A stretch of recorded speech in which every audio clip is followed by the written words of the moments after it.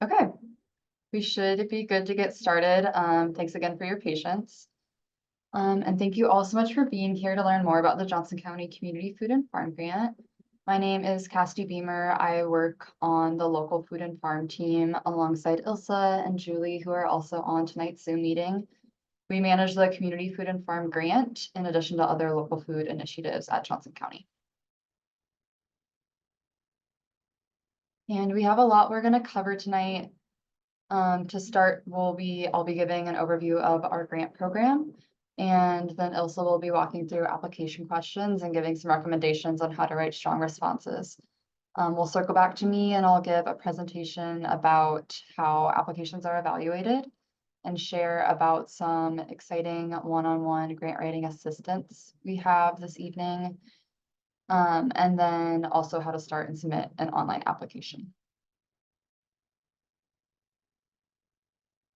All right, so as you may have heard earlier, tonight's event will be recorded. We'll be posting this online on our grant website. So if you have folks or friends who couldn't make it tonight, let them know that it'll be available there. Or if you want to watch it again later to refresh your memory, please visit our grant website and do so there. We will be using the chat to communicate with you throughout the event. So if you have tech questions, feel free to put them in the chat and we'll attend to them. Or if you have questions come up throughout the presentation, we'll be answering those later on. So please put them in the chat. Julie will be making sure that they're recorded and that we ask them later on and get them answered for you. We're also curious to know who's in the room tonight. So please feel free to introduce yourself in the chat. Let us know what business or organization you're representing.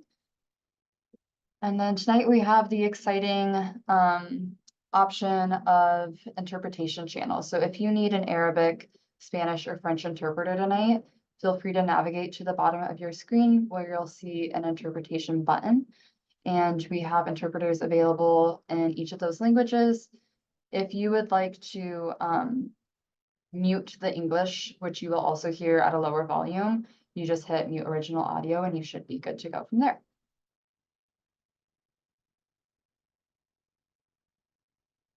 All right, so diving into grant content.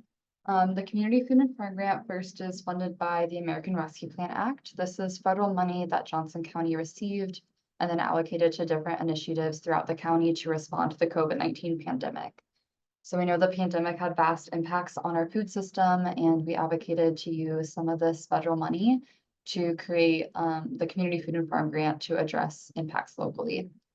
Additionally, this grant increases community-based food production, processing, and distribution capacity to strengthen food security in Johnson County, Iowa. And as you see in the diagram on the right, this funding supports the entire food system. So by that, we just mean all the processes that occur to get food from the field to your plate. And there's lots of opportunities here for what you could pitch as a project and what could be funded. We've already funded a diverse set of projects. And since this is a grant, awardees will receive a one-time check that does not need to be paid back. It does not accrue interest like a loan. There are reporting requirements, which we'll cover later. And applications will be due in a little over 3 weeks on April 12th at 4:30 p.m. They must be submitted online before that deadline.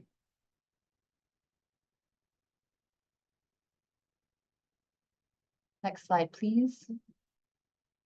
This is our third cycle of the Community Food and Farm Grant. In the first round, we distributed out $100,000 to 9 awardees. In the second round, we distributed around $285,000 to 15 awardees.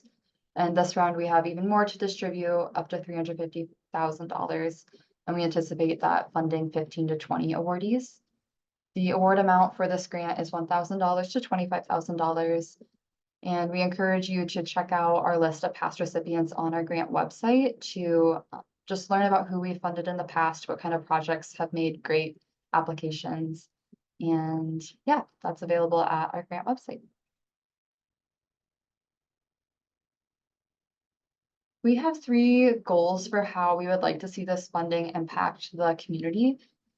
All applicants must demonstrate how your project will meet at least one of these goals. You can meet more, but at least one is required. So the first being that farm and food businesses grow, process, cook, or distribute more community-based food. The second being that farm and food business workers and/or entrepreneurs develop skills to improve their businesses through education and technical assistance. And the third is that low-income communities have more opportunities to access community-based food.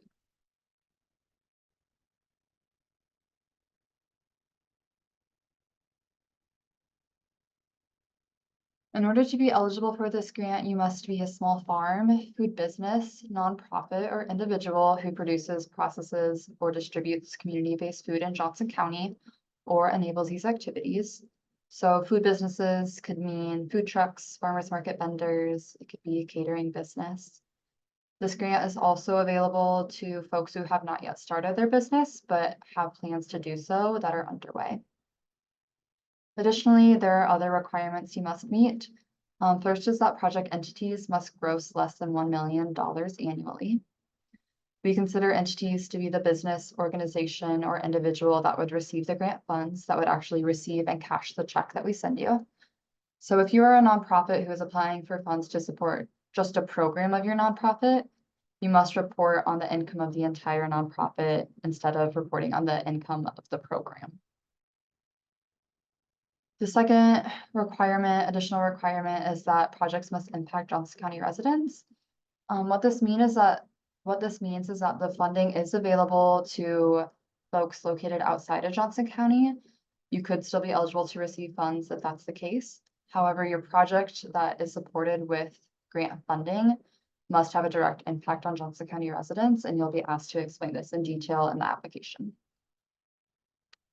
The third requirement, which I'll go into more detail on the next slide, is that projects must include at least one local food product that is grown or raised in Johnson County or East Central Iowa.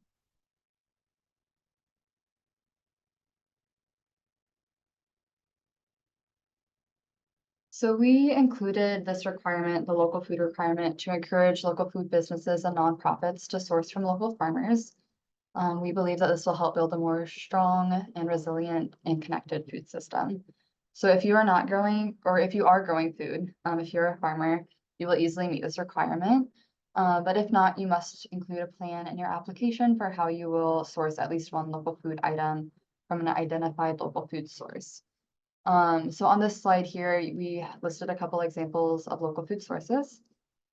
You could shop directly from a farmer. You could visit one of our local farmers markets and pick up your ingredients from there.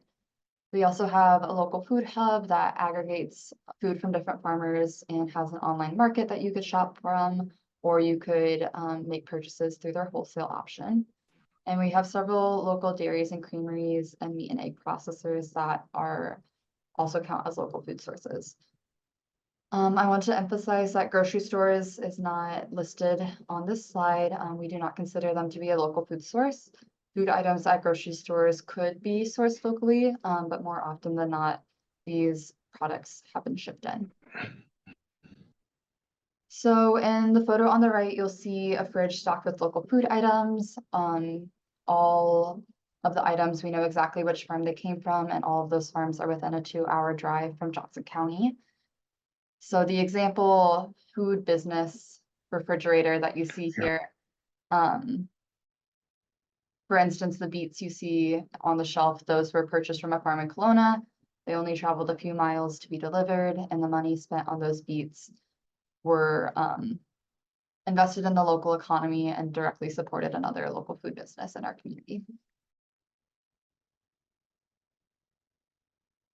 And yeah, check out the link at the bottom of this slide. I think Julie also put it in the chat.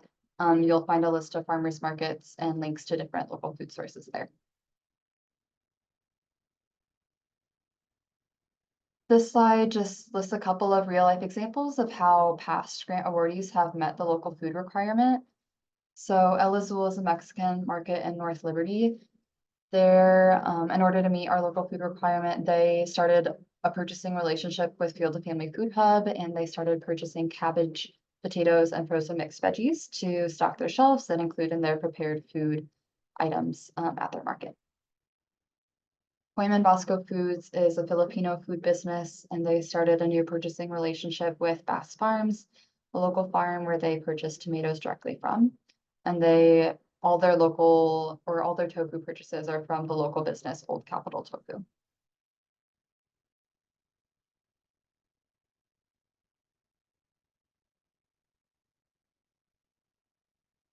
This next slide just shares a couple of both real and imagined examples of projects that could be submitted and funded through the Community Food and Farm Grant. So again, there's lots of opportunities with this grant. These are just a few examples to get your wheels turning. So in the top left, we have a farmer's market vendor who used grant funds to hire a consultant to develop marketing materials to increase their brand recognition and sales. And then they also used funds to purchase a point of sale machine that allows them to accept SNAP and EBT. On the top right, we have some aspiring food business owners who are completing a business workshop series to learn how to get their business started with grant funds. The bottom left is an example where someone who had just been selling prepared food at a farmer's market decided they were ready to scale up and purchase a food truck with grant funds to help increase production and sales and the number of community events they could attend and sell at. In the bottom right, a farmer purchased a walk-behind tractor with grant funds to increase their production, and this piece of equipment will not only help them in the year ahead, but in several seasons ahead.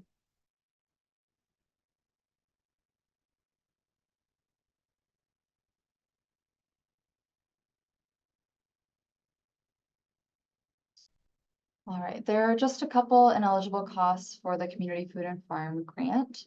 One is personal use gardens, and the second is bulk food purchases. You cannot use grant funds to purchase food itself. And because this is a federal funding, there are other costs that could be found to be ineligible under these guidelines for the American Rescue Plan Act. And we just wanted to put that disclaimer out there.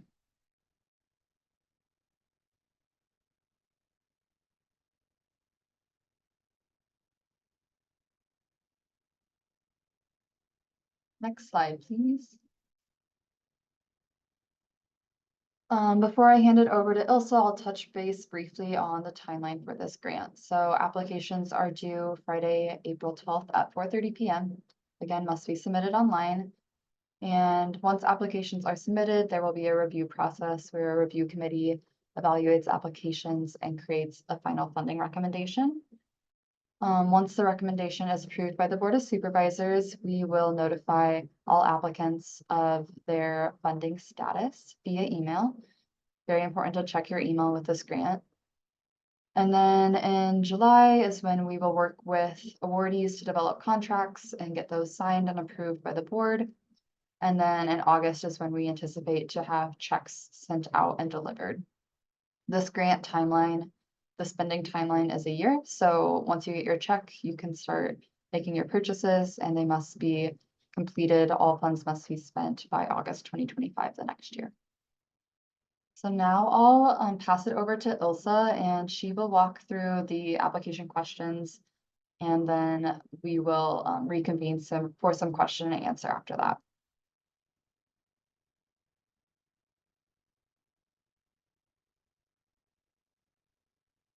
All right, gonna navigate over to the application.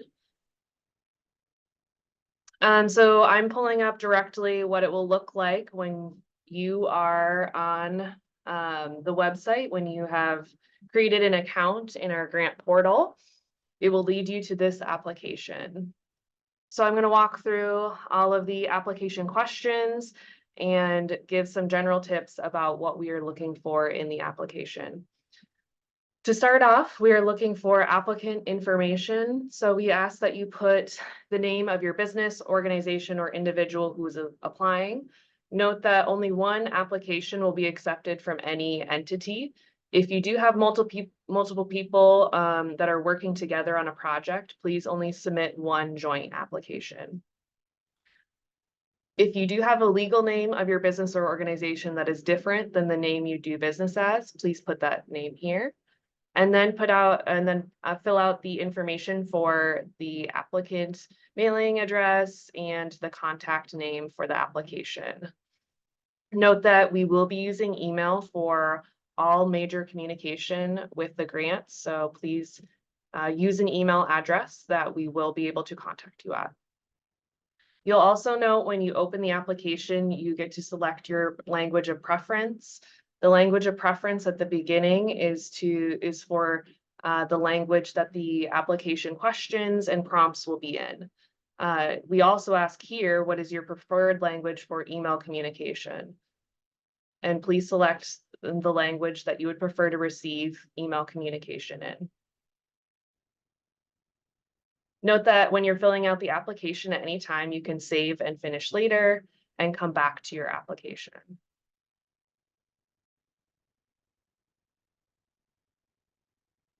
The next section of the application is organization information. We first ask you to briefly describe your business or organization. So please provide information to help reviewers get to know your business or organization. If you're a business, please describe your business location and products. You could include why you started the business or the mission of the organization. We want to know what you're cooking, distributing, how and where people are able to access your food, what markets you're distributing through, and who your customers or clients are. If you have not started your business yet, clearly indicate which of these things are currently happening and which of the things are in your future vision. We have a couple multiple choice questions about how long your business or organization has been in operation, if you've ever received or applied for the Community Food and Farm Grant. Those who have previously received the Community Food and Farm Grant are not eligible to reapply. And then we ask for the percentage of sales or programming that currently takes place in Johnson County. We also ask you to describe which identities your owner or directors or leaders of the business or organization that is applying identifies with. Please select the characteristics of all the owners or leaders in the organization. We do encourage participation from communities who have been denied equitable access to fresh food and/or capital needed to start and sustain thriving food and farm businesses. More information on our equity statement can be found on the website. All right. So next we're talking about the income section of the application. So one of our eligibility requirements is that your application entity receives less than $1 million in total annual gross income from either sales, grants, or donations. So just keep in mind that when we're, and then we also ask you to name what your application entity's annual gross income is. So when you're reporting this figure, be sure to look at the entity that is applying, that is defined as the business, organization, or individual that would be receiving grant funds to complete the project. And then if you do have a business or organization tax ID, please enter that number here. This is not a requirement for the grant.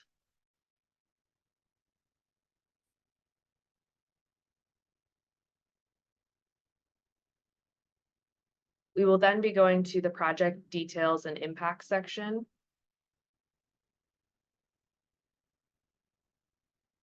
As a reminder, we have here on the instructions, please use the website, the Community Food and Farm Grant website, to find the criteria that the review committee will use and to help answer any questions you may have as you go through the application. We ask that you select which group or groups will benefit from your project. Please select all that apply. And then we get into more of the bulk of the narrative for your specific project here. So we first ask, so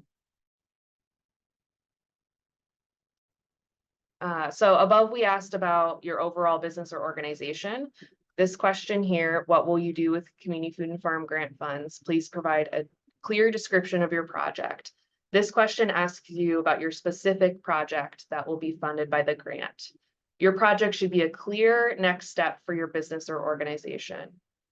Your project can have different components and expenses. This is where you really describe the vision for how your funding requests will be a project that you will implement with your grant funds. One requirement of our grant is that you meet one of our grant goals.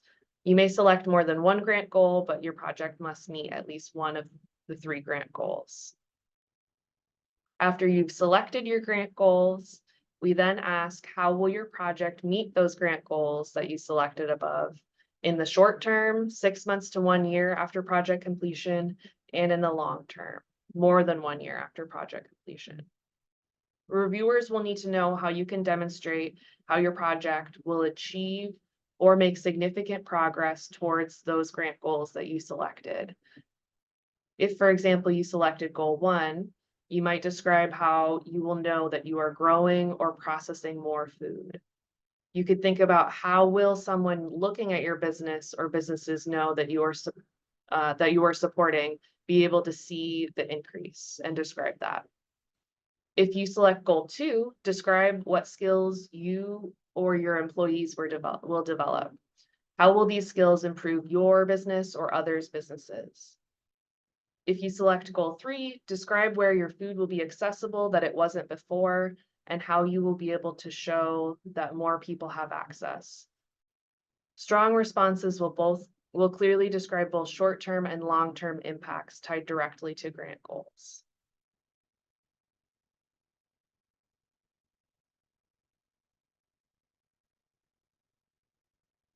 In the following question, how does your project address a need identified in your business, organization, and/or the community?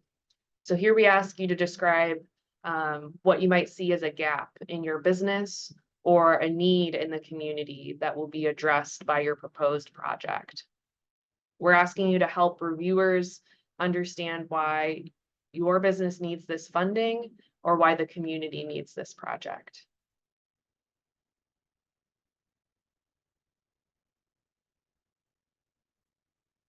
We then ask, what activities will you complete to implement your project by August 31st, 2025? Please list those specific activities or steps you need to take, and when will you complete them? So grant funding must be spent by August of 2025, and it will be distributed around August of 2024. All of the steps of your project have to be achievable in that timeline. Write out those steps with those anticipated dates, highlighting key activities such as hiring a contractor, or your project might include securing a lease, needed training dates, and/or steps such as when equipment will be installed and/or functional. And listing all those steps so that application reviewers can know your plan to get everything done before the project and grant deadline.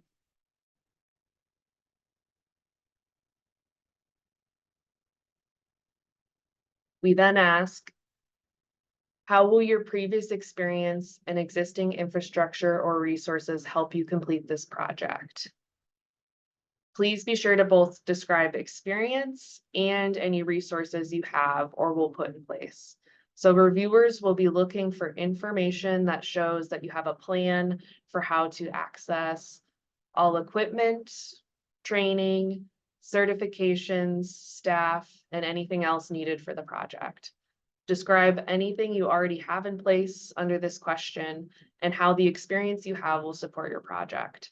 So this could be from this job or business itself, or experience could come from past businesses or past job or work or community experience. Reviewers will want to know that you're ready to take the next steps that you described in your project based on the experience and resources that you have in place.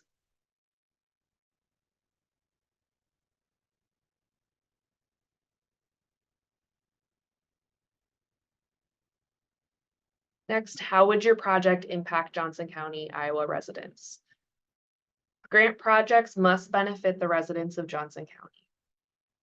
Describe who your customers or participants are that live in Johnson County and how the project will benefit them. Be as detailed as possible and include which rural areas, cities, or neighborhoods will be impacted. Describe who will benefit from how you will be using the grant funding. Describe as much as you can about the impact, the amount of impact, such as the amount of food, the number of employees supported, the number of customers, etc., going to Johnson County, especially if your project also supports other communities.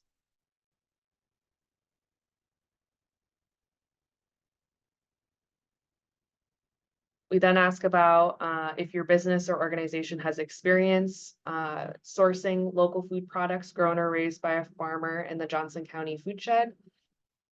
This experience is not required, but if you are selected for funding, you will be required to source at least one local food product.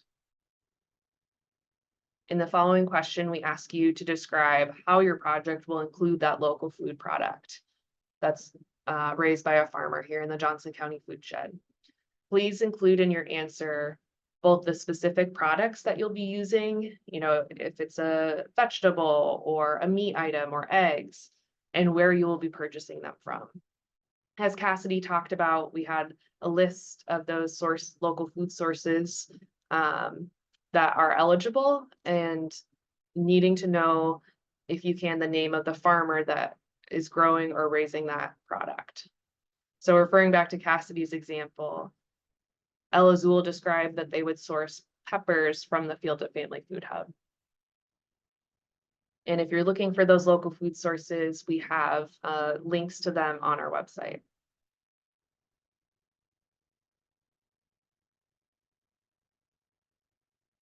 Next, we ask you to describe how your project would move Johnson County towards a more equitable food system.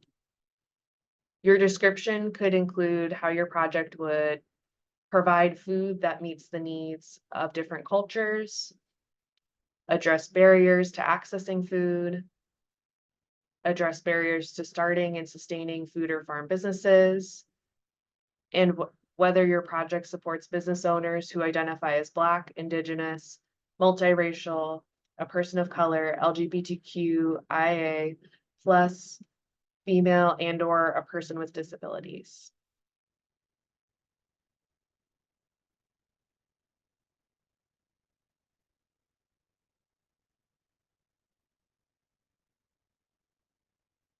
We then ask you to please describe how your project collaborates with other businesses, organizations, and community partners. So here we ask you to list any key partners and describe their roles. Ways that you could be partnering with other organizations include potentially your business or organization is sharing infrastructure or combining marketing opportunities, either where you're marketing or how you're marketing, or distribution, sharing distribution methods. Potentially, your business could support other businesses by sharing skills or information with peer-to-peer learning.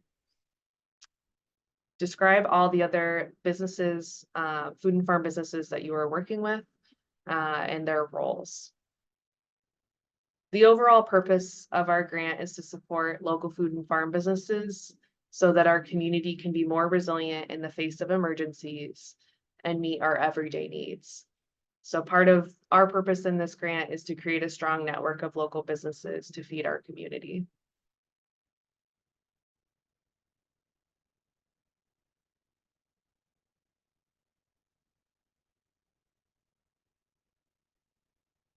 The final question in this section is, how would you continue this project after the community food and farm grant funds have been spent? Reviewers will be looking for projects that have a plan to continue the positive impacts and support grant goals into the future. If you request funding for wages or other recurring costs, here's where we would look for you to explain how you'll be able to fund those costs in the future, knowing that you'll need a way to sustain those one-time costs or recurring costs, excuse me, and not have them be one-time costs.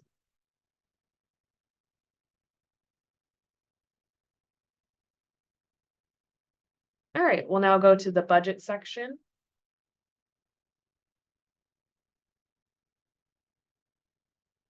So for the budget section, we ask that you put the total costs for each budget category in the font, underneath the appropriate categories. And then you'll put detailed information in the budget narrative section.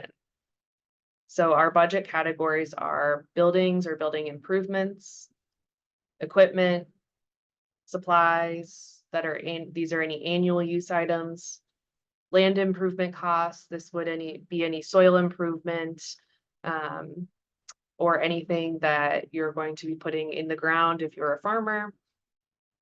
Educational fees, application fees, childcare costs, and transportation costs, both of which would be related to your project, technical assistance or training, any wages related to your project, and any other costs.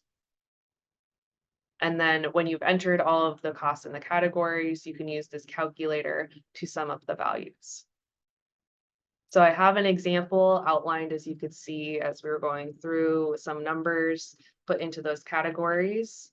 And below here, I have a sample budget narrative. So for each budget category, we want to see exactly how each of the dollars would be spent.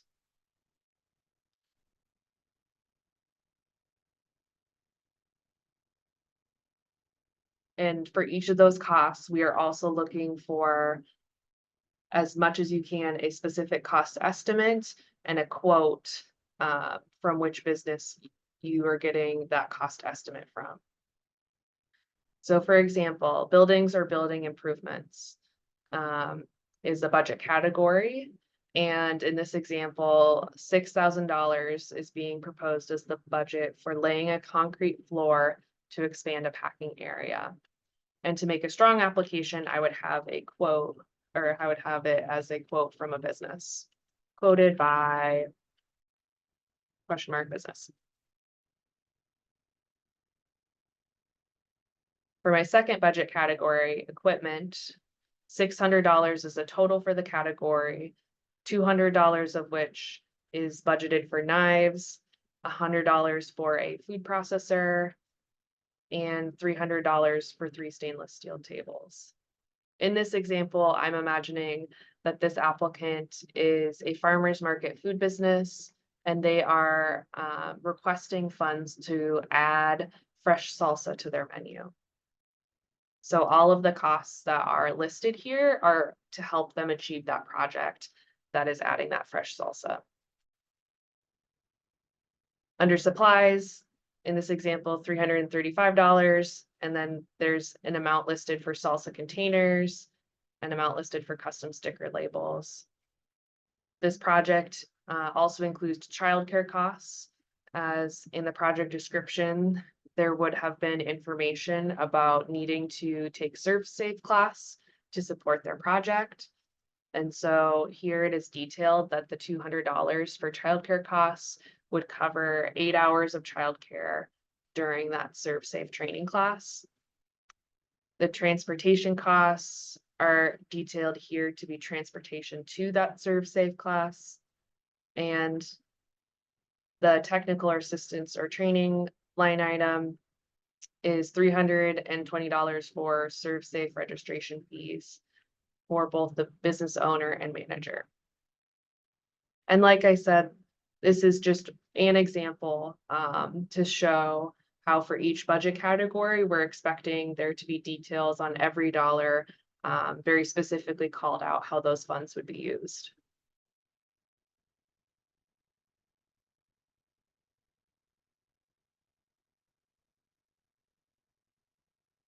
We then ask that you put your community food and farm grant request amount. So the funding requests can be $1,000 to $25,000. Your request amount needs to be less than or equal to the total project budget. Project funding requests also must use funds efficiently, and asking for more funding does not increase your chances of being selected. Reviewers will be looking for projects with detailed budgets that tie directly to the project impact, meet grant goals, and use funds efficiently. So it'll be in the budget section, we're looking for those budget details as much as possible to support your funding request. If you had a larger project that was more than $25,000, we would also be looking, or more than your grant request amount, we would also be looking at you to put a number in all other funding sources. This is not a requirement to have other additional funding sources. And if your entire project cost would be covered by the grant request, then you can put 0 here. However, if you do have other funding sources, such as other grants, loans, or cash on hand that will support your project, please put that amount here. This is not your total business income, just the funding that would go towards this specific project. There's also a calculator for total project funding. The total project funding should equal the total project expenses. If you had listed any other funding sources, you would describe them here.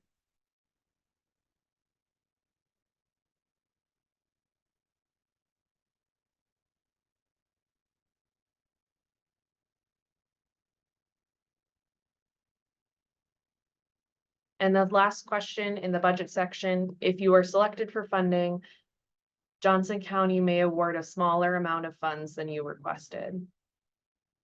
If you were awarded a smaller amount than requested, how would your project change? Which budget items or project components would you prioritize? When responding to this question, please be specific and list which items would be your priority and which items you would cut if you were not awarded full funding.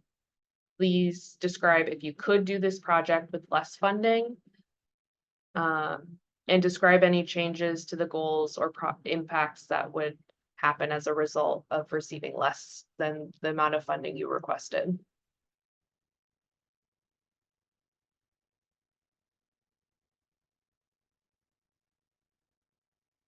So this is the final section is a review of the entire application. And you can see there's a bunch of required fields that I did not fill out as we went along. So those required fields will pop up as a warning here. As you're completing your application, you can fill out those fields here or just review your entire application before you submit. When you have filled out all of your required fields, you will not only be able to update, but you will be able to submit here. And like I mentioned before, as you're working on your application, you can save and finish later. So you can log back in and keep working on your application. When you submit your application, you will receive an email notification that you submitted your application. And that will automatically come from the grant system.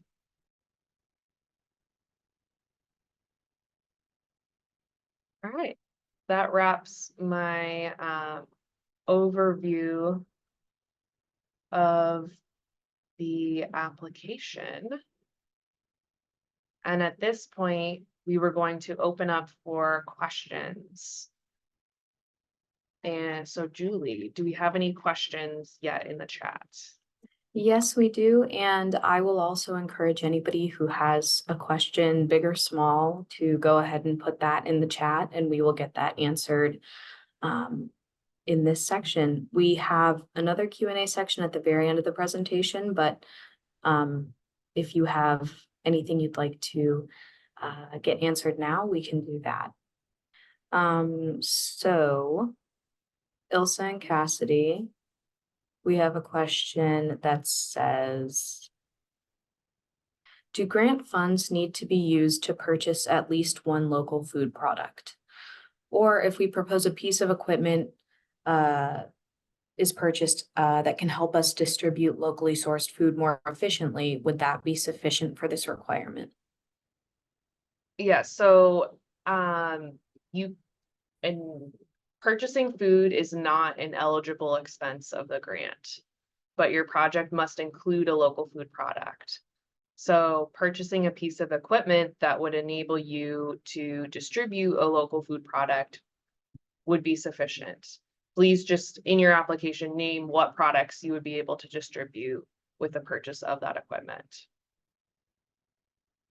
So for example, too, if you are a restaurant business and you are applying, or a prepared food business of any type, although you cannot request funding to purchase the local food items, you must have as part of your project or part of your food distribution, working with a local farmer to include one or more local food products in your menu, or in the food you're preparing and distributing.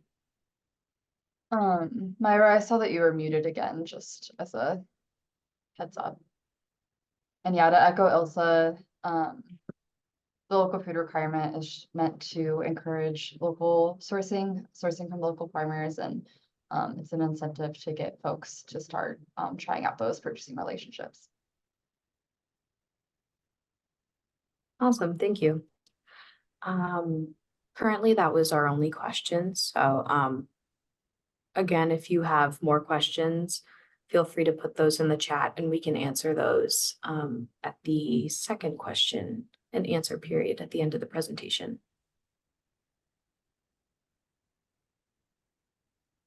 Great. I'll continue the presentation with sharing about how applications are evaluated and about our exciting grant writing assistance we're offering this year. So first, I'll describe the review process for grant applications. Once you submit your application on April 12th, Ilsa and I will review all applications to ensure that they are eligible. Eligible applications will then be scored by our review committee. Once applications have all been scored, the review committee meets to create a funding recommendation. That funding recommendation must be approved by the Johnson County Board of Supervisors, our elected officials in Johnson County who have ultimate authority over this funding. And then once they approve our recommendation, we move forward with creating contracts and distributing checks. I mentioned the review committee. So this committee is made up of Ilsa and I, and also members from the Johnson County Food Policy Council. So Johnson County Food Policy Council members who participate in the review committee do not have a conflict of interest with applicants who have submitted an application. We make sure of that before we start the review process. Finally, you'll see on the right-hand side of this slide our criteria for strong applications. So applications are scored with 11 criteria that fall under the categories of grant goals alignment, project impact, and project readiness. On our website, we created some short descriptions of how strong applications would meet each of these requirements. So I encourage you to review those and have that open while you work on your application to make sure you are meeting what we want to see in strong applications. All right, and I'm super excited to share our grant writing assistance we're offering this year. So we have Sarah Blaze from Empowered Solutions Collective, who will be offering this one-on-one application assistance, both with some informal office hours hosted throughout the Johnson County community, as well as email and phone support. So you see our office hour schedules listed on this slide. We will have Arabic interpretation available if you need it at the Center for Worker Justice office hours, and Spanish interpretation available if needed at the Iowa City Library office hours.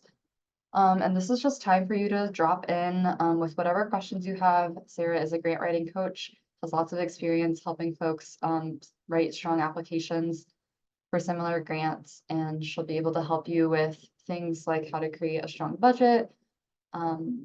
You can work together to describe the impacts that you anticipate this funding will have not only on your business, but the broader community. Sarah, I believe you're still on the call. If you feel like coming off mic and just introducing yourself and letting folks know what to expect, that would be wonderful. Yeah, absolutely. Hi, everyone. Super excited to be helping you all out with your grant applications. There is no question too small, and that's my personal cell number. So if you also just want to drop me a text with a casual question or schedule a phone call, that works really well for me. I'm all about meeting you where you need me to meet you, whether it's in person or just a quick text on a Saturday night to review a question. absolutely anything's game. I already got an email from someone on this call who's scheduling a call. So great work. Good job. And then those office hours, they are drop in, but I am trying to schedule them out. So I've got folks kind of slotted for hour and half hour time slots. So feel free to drop in if it's convenient that day, but I might be with someone who's scheduled ahead of time. So the best bet is going to be to shoot me a text or an email with your time preferences, and then I'll get you slotted in. I'm sending calendar invites for that, and then I'll also be sending a reminder week of to make sure people are prompted to remember that they signed up for an hour slot. So yeah, just really excited to be working with this. I think based on some of the past applications, some of you guys have some really great projects, and I can't wait to hopefully get some of them funded. So thanks. Thank you so much, Sarah. Thanks for being here. We're very glad to partner with you and offer this cycle. All right, now I'll just cover quickly what to expect if you are selected as an awardee. There will be some paperwork to complete before we send off the check.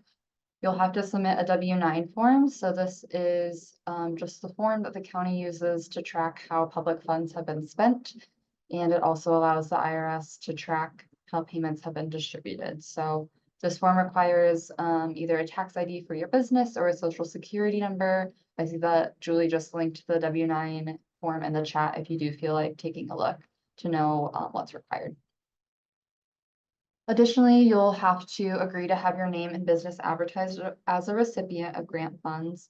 We post this on our website and on social media to celebrate the funding being distributed out in our community. And we usually send a press release as well. You'll also be required to submit a mid-year and final report. So the mid-year report is really just a brief check-in to let us know how much funding you've spent so far, if you're running into trouble getting it spent or getting your project implemented, just to touch base halfway through that funding cycle.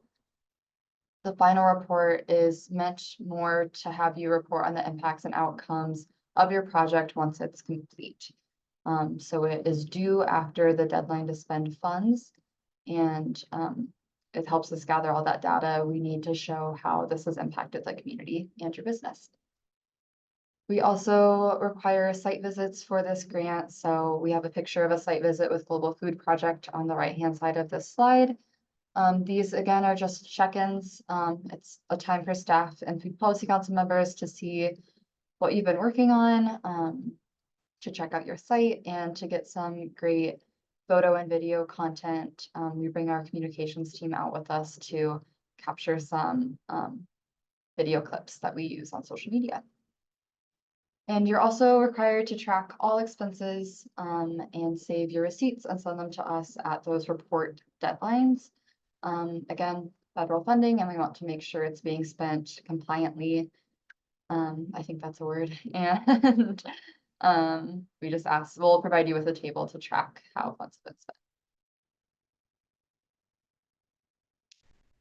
Okay, I'll touch base briefly before we wrap here on how to submit an application online. So first you'll visit our grant website, which we've mentioned throughout the presentation. Once you're there, you'll scroll down to where it says application information and click the button that says to begin an application. Click here. Applications are available in Spanish, French, and Arabic, as well as English.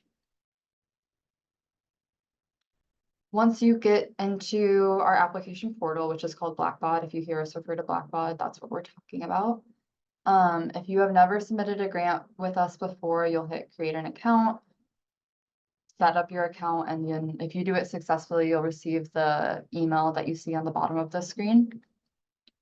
Next slide, please. If you have submitted an application with us before, you'll just sign in with your username and password as you've used in the past. However, if you do not remember your password, or if you're trying to log in, you think you have the right login information, and you keep seeing that it's an invalid password or email address, it means that you have actually forgotten your password and you need to reset it. So you'll go ahead and click that forgot password button.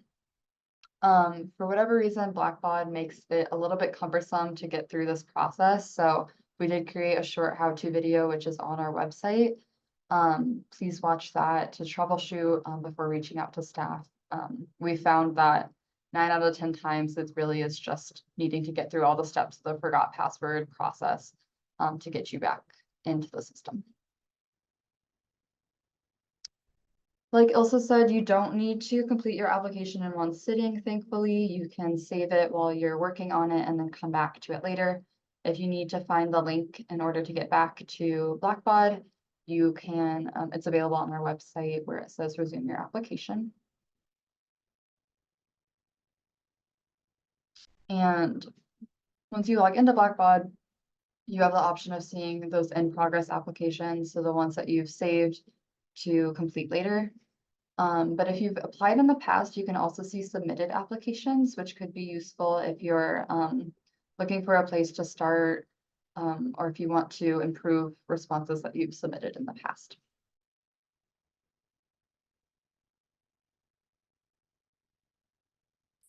I think that's everything. If there are more questions that you all have, feel free to put them in the chat. We can give some space now to answer any lingering questions you have.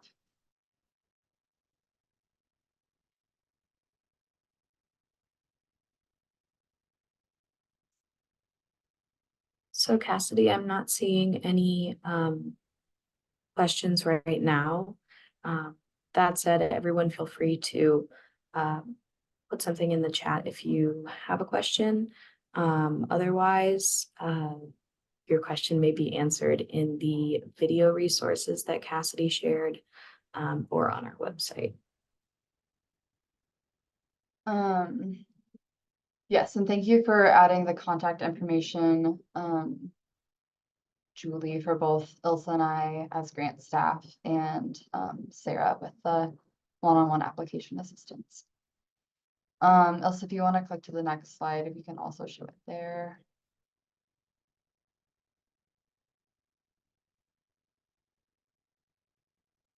And if there's no lingering questions, we can wrap early. No problem with that. I do want to ask interpreters to stay on a little bit extra to re-record the first part of the meeting, but otherwise, if there's no more questions, guests are welcome to log off. Thank you for attending, and we hope to see some great applications.